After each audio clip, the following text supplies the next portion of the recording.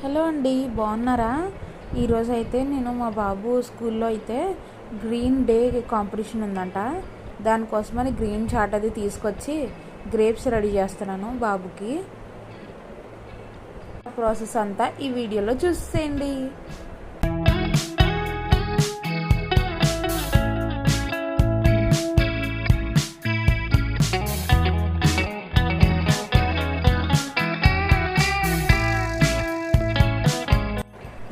So ఇలా పెట్టేసుకున్నాక ఆ branch కూడా నేను ట్రై చేశాను, ఏదో నాకు వచ్చినట్టు చేశాను.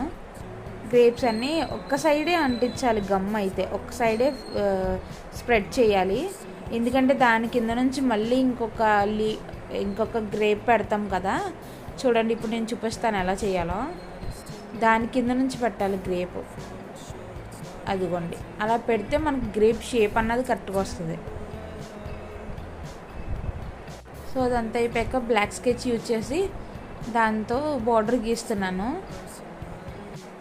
బార్డర్ గీనాక టైం ఎక్కువ పడుతుంది, ఎందుకంటే షేప్ కరెక్ట్గా ఉండాలి కదా. ఆ లీఫ్ లాగా, గ్రేప్ లాగా, సారీ లీఫ్ కాదు.